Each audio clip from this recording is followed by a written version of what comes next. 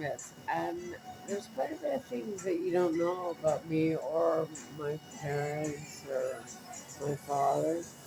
So I'll tell you a little bit about my dad. My dad was signed with the Brooklyn Dodgers, and then he had an injury with a wave, so he dislocated his shoulder. And he came to Montreal, and he fell madly in love with Quebec. He just fell madly in love. And then he had this idea of underground shopping, which would later be Place Ville Marie. He knocked on many, many doors. I just read all the letters. And he had a dream, and everybody said it couldn't be done, and it was. And it was my dad. And he was really a wonderful, wonderful man. I mean, he donated. There's Walkley and Coast Road, and he donated that as a community center for that area. It was just a wonderful soul, and so I'm wearing this baseball hat to let you know. Um, my dad, it was a pretty good segue. Not even a word was said, but here's the hat, right? Here's your hat. What's your hurry? Here are your keys. Leaving so soon? I find those hilarious. Anyways, it is Kibitz and Bets, and my dad was just a phenomenal person. And Pascal Marie, he ended up revolutionizing uh, underground shopping in Canada. He revolutionized it. And he was so humble too. And what a father he was. I mean, he used to drive me to riding. I had a scholarship for diving. He'd stand at the bottom of hills with no gloves on, waiting for me to ski down it. I mean, it was just incredible. And he died early. And the ironic thing is, yes, he had a disease, but he died basically of cirrhosis. The man never had a drink a day in his life. Anyways, I'm getting through one day at a time, but it's not easy, and I still don't see the point. It all seems like an exercise in futility to me. But who am I to say? I'm not doing God's job. I really hope it ends soon because I can't live up here all summer long. And my feelings are so broken. I mean, when is the truth going to prevail? Do you know the first time was, I guess, when he did certain things, certain chemicals that would make him be a more aroused, and he'd order call girls, which, like, was a dagger in my heart.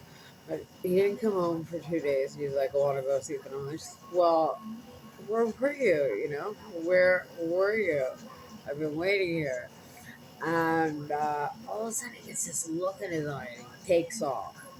A day later, I hear knock, knock, knock on the door. Madam Salama, it was the police. He had gone there and said I had become increasingly violent over time, and I kicked him in his shin and his foot.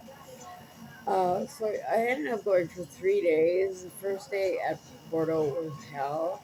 I just took my pins out, or and they took away the bandage, so I had to hold my hand together.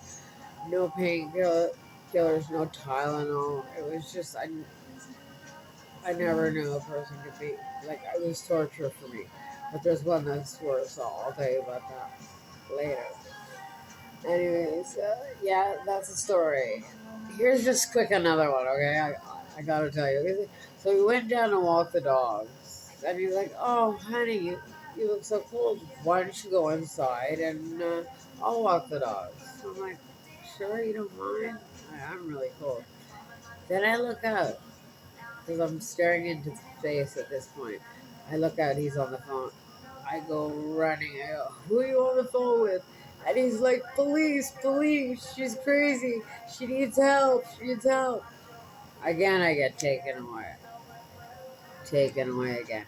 I lived at 2060 West Broadway for over 10 years. Not one phone call was made to the police.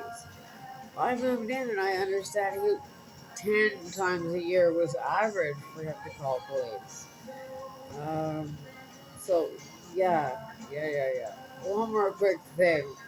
He said he'd be right home, and I fell asleep in the interim. And so the cops break down the door, and yada yada yada. I was showing them their videos. Nothing's wrong with me. The fireman came in and said if she wanted to commit suicide, she'd never be this alert. Come on, guys, we're out of here. And he's trying to convince them. All the while, his chemical was downstairs in the basement. And so I said to the officer, because our bell hadn't been working in a couple of weeks, I said, the bell doesn't even work. How do you want me to wake up or hear it even back here? I said, try it. It doesn't work. Do you know he fixed it? He fixed it. He fixed the doorbell and it rang. I was like, oh, this is too bad. Oh, it's really, really bad. Really bad. Anyways, yeah, those are three good ones. Really good. I should have known we were running across the street, both of us, and there was a puddle. He shouts out, every man for himself. I laughed a lot about that, but how true it became. Anyways, take care, take care, take care. Kibbits and bits, kibbits and bits, kibbits, a bits, kibbits and blitz. I'm told to sounds like too much like mine.